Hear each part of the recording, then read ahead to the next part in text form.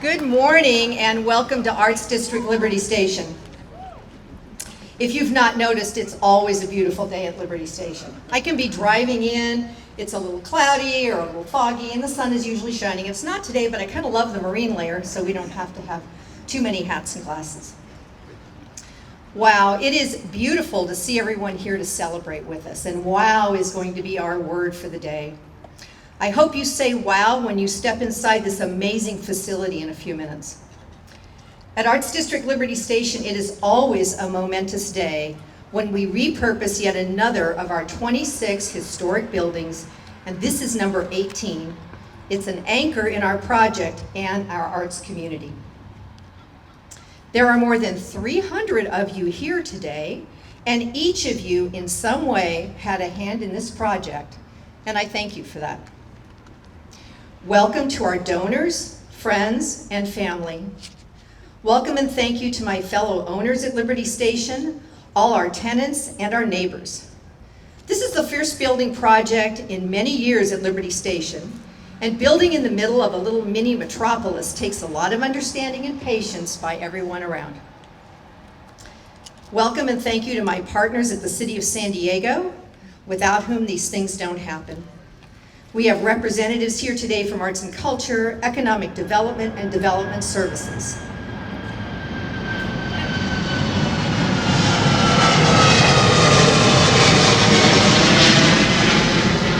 They are always our champions. Side note, when you're seeing a play in here, you will not need to do the Point Loma pause, I promise.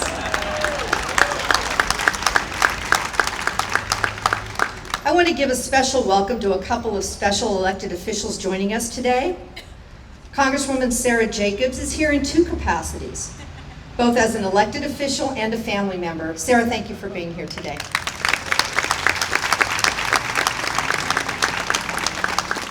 And Mayor Todd Gloria, whom we will hear from in a few minutes. Todd, my personal deepest thanks for believing in us from the very beginning. When a theater in Building 178 was just an idea that Alan and I had about 8 years ago, your belief in us and support for this project, wait for it,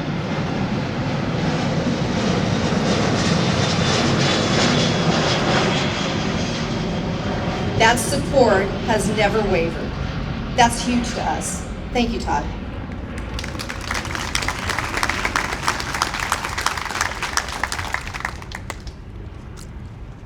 Other supportive elected officials that are not able to be here today, but they are represented, include Assemblymember Tasha Warner, State Senator Dr. Akilah Weber-Pearson, San Diego County Supervisor Tara Lawson-Remer, and San Diego City Council member Dr. Jennifer Campbell. I want to thank our elected officials for also officially recognizing and congratulating Arts District Liberty Station, Cygnet Theatre, and this project, the Joan and Irwin Jacobs Performing Arts Center specifically, with a resolution from Assembly members Tasha Warner, Chris Ward, and Dr. Darshana Patel, State Senators Catherine Blakespear, Dr. Akilah Weber-Pearson, and Steve Padilla. And our County Board of Supervisors, led by Chair Tara Lawson-Remer, have proclaimed that today, September 5th, 2025, is the Joan and Irwin Jacobs Performing Arts Center Day throughout San Diego County.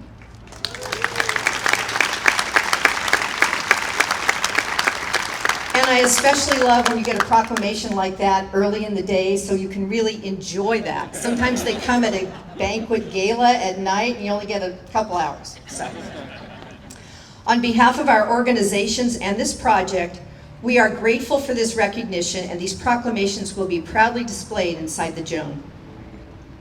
And now for some brief but very important thank yous before I turn over the microphone. What's the word I want you to say out loud when you enter this space? Wow. Thank you. Well, you don't get a wow without a vision and a lot of support.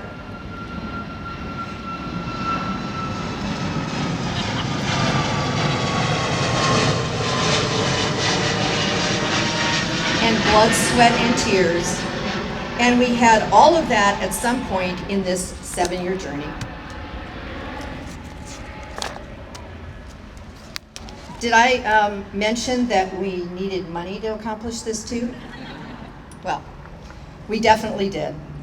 Most sincerely, we could never have accomplished this without our amazing and supportive team of philanthropists who believed in our vision. That team, of course, was led by Joan and Irwin Jacobs, Irwin, Trulette, Dottie, Molly, Pam, Conrad Previs Foundation in the state of California, and so many others. We could not have accomplished this project without you. You made this happen.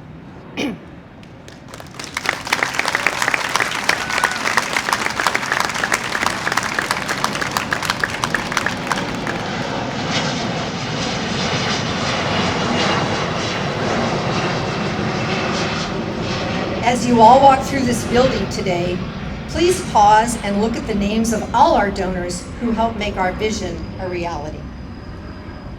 Vision. One afternoon about 9 years ago, Alan Zeider, Dottie Lobb, and I were musing about the future of our project. Dottie looked out the window, pointed to this building behind me, and said, "You ought to make that a theater." Now, my children sometimes accuse me of not being a good listener, which might be true sometimes, but sometimes I am, and we heard you, Dottie. Thank you for a great idea.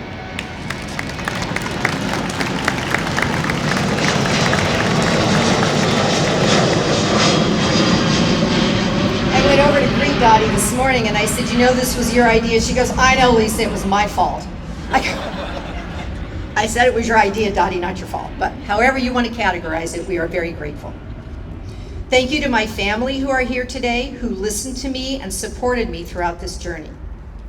Thank you to board members from Cygnet and Arts District. Your support is truly unrivaled.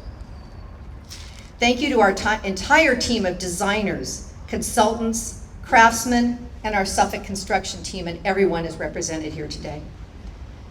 I am grateful for two amazing and dedicated staff teams, my team at Arts District Liberty Station and Bill and Sean's team at Cygnet Theatre.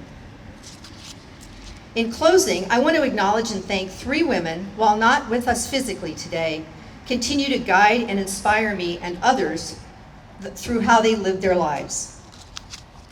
Joan Jacobs, she was always inspired me with her vision and her commitment to making our community a better place for all.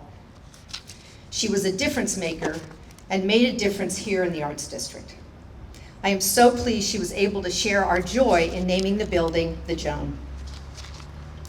Judy McDonald was one of our longest serving board members and a true beacon of always reminding me to balance the arts with good business and have a lot of fun along the way. I hear you, Judy. And finally, I thank my mom. From an early age, my mom instilled in me the importance of the arts in our life. More than that, she taught me the importance of accessibility of the arts for all. The Joan is yet another step we make to extend accessibility of the arts to everyone in our community. I thank you all for the honor of welcoming you to this dedication.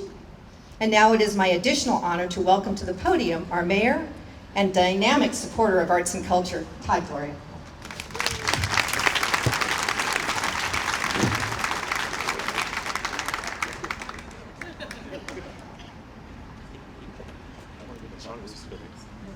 Okay, all right.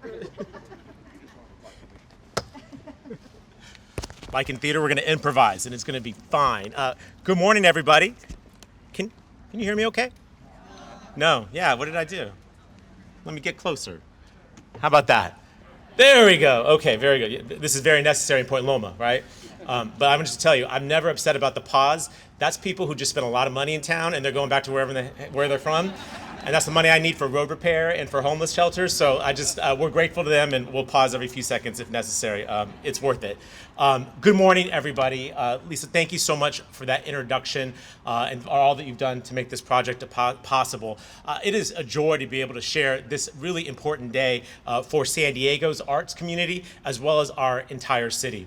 And I want to begin by thanking Lisa and Sean and their teams at Arts District, Liberty Station, and Cygnet Theatre for their incredible work on this great project that, for those of you that haven't been inside yet, you are in for an amazing treat. I also want to extend my gratitude to all the artists who are here, our civic partners, and of course the donors who made this moment possible. And Lisa, thank you for acknowledging the city staff that had a hand in this. From economic development to arts and culture, development services department, the city lives to do this work, to deliver iconic, amazing projects to communities like this one here. And I thank every single city staff member who is here this morning. But of course, I especially want to recognize Joan and Irwin Jacobs. Now, as many of you all know, the name Jacobs is synonymous with innovation, philanthropy, and deep and unwavering belief in the transformative power of education, science, and the arts.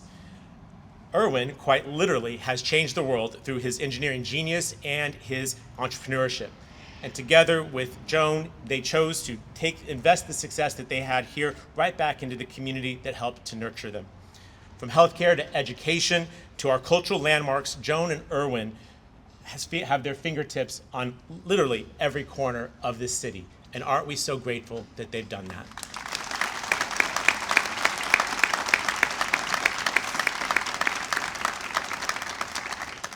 Truly, there are no words from a mayor to express my total gratitude, but I'll do my best this morning. You know, this Performing Arts Center's nickname is the Joan, which I don't think can be more fitting. Joan was a force, as many of you all know. She was brilliant, generous, and absolutely committed to lifting up the civic and cultural life of our city. She and I shared a mission or a belief that our responsibility in life is to leave things better than you found it. And I can say that I admired her greatly. Her name on this building will forever be a reminder that one person's vision and determination can in fact shape the future of an entire city.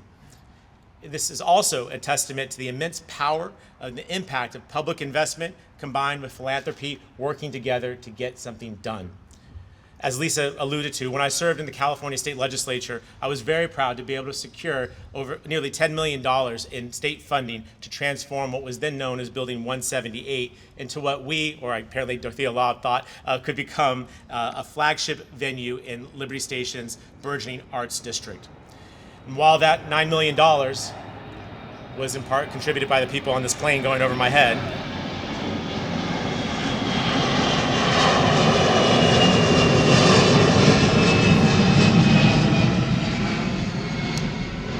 while that $9 million was the largest grant received by the NTC Foundation at that time, I want to acknowledge that it was just a small fraction of what it would ultimately take to transform this building into the stunning venue that we all knew that it could be.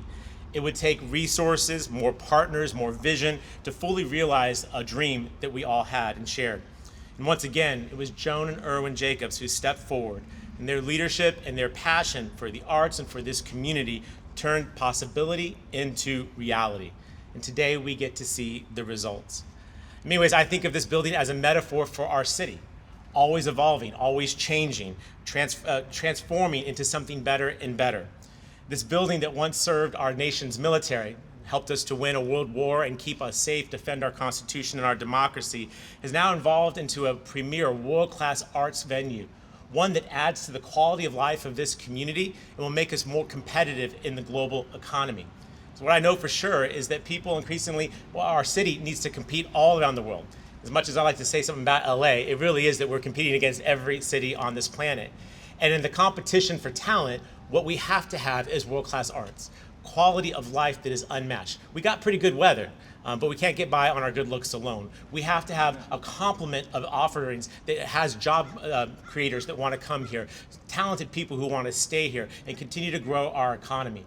I'm amazed at what, thanks quite literally to Irwin's vision, what we've done, go from a city that was known for tourism and for the military to now a city that is known for world-class tourism, the largest military concentration in the world, and now a burgeoning innovation sector economy led by high-tech manufacturing, something that has allowed us to rightly claim our status as a world-class city capable of competing all around the world.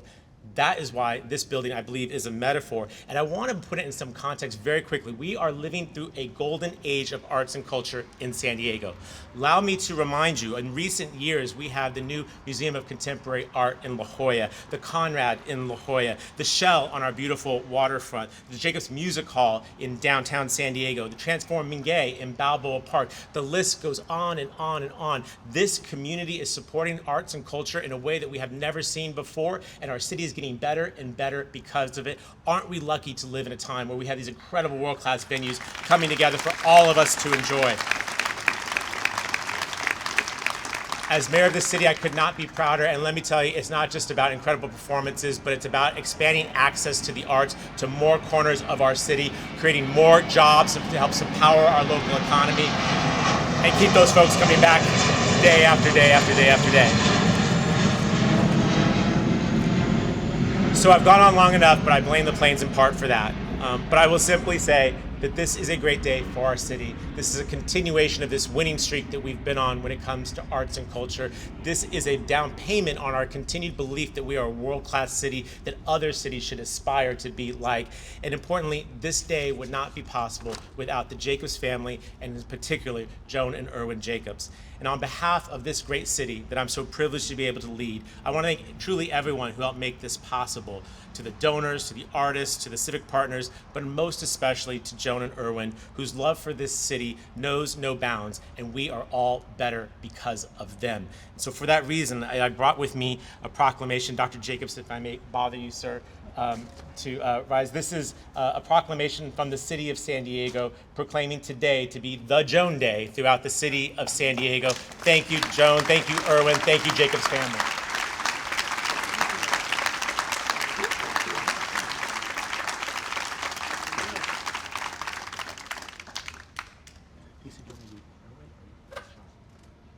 Okay, very good. See, improvise. We got this, right? We got this. This is good. Obviously, this is now the home of the Cygnet Theatre. How many of y'all loved it in Old Town? Absolutely. You are going to love it in Liberty Station, and one of the people that helped have a key role in making that possible is Sean Murray. Would you welcome him to the podium, please? Sean.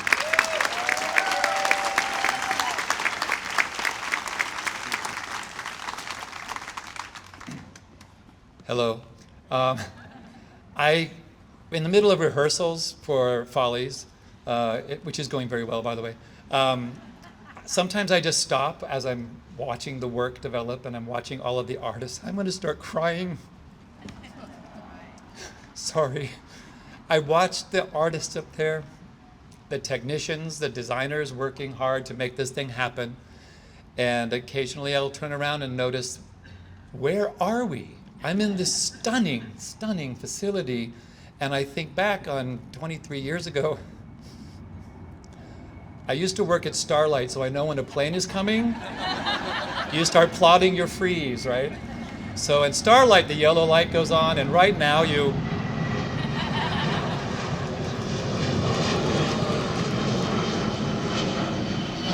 But I look at this theater, and I'm like, I think back on how when Bill and I started the idea for this company with a few friends, close friends,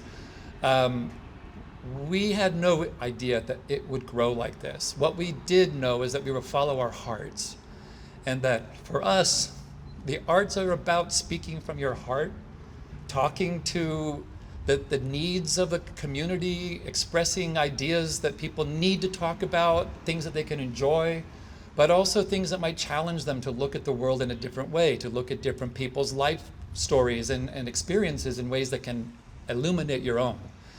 And so when we kept that as a core heart of what our theater was and became, all of the stuff that created from that point on, working in, our first rehearsal space was literally in a warehouse.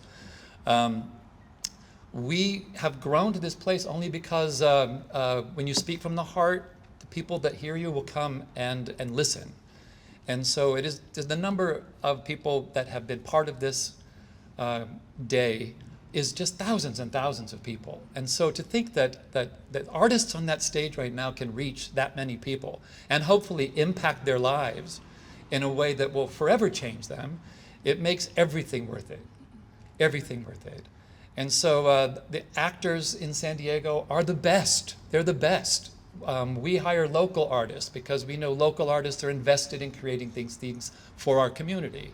This building will enable us to open our hearts up to the community, to bring other companies in to share the space with them, to bring educational programs out to the community, and then bring those kids here. So for many times they're experiencing theater, these kids, for the first time in their lives.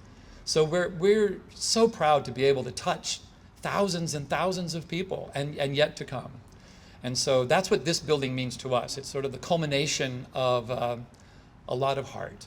And if you'll notice, architects don't listen. In the lobby of the theater, I have a very small little red heart that we've had with us the whole time to remind us that it's about your heart. And so it's a little Easter egg in the lobby, but it represents, this is our third theater that we've created, and it's been in the lobby of all of them. And so if you should see it, just remember that's why it's there, because you're there. And so it means the world to us, and thank you all for helping us make this happen. Thank you. And now it's my privilege to introduce Irwin Jacobs. Thank you.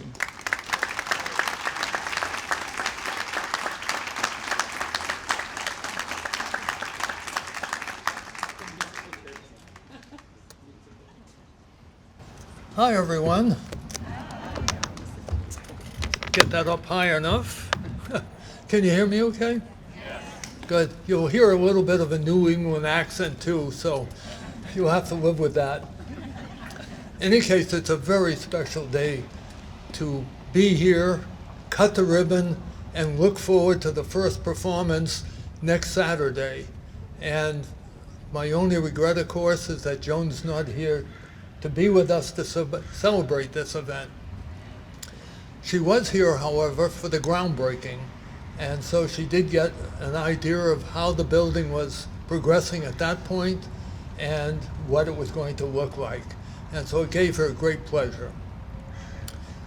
We were approached by providing support for this redo of the building, and we were familiar with the area because Gary and Jerry Ann are responsible for the high-tech high buildings here, and then one very close by. And so we were familiar with how the area had developed and a potential great future for it. And then with the idea of a theater that would provide resources not only for Cygnet plays, but for other arts groups here, and several of whom we were familiar with, and also for the students perhaps to be able to have another setting for their enjoyment.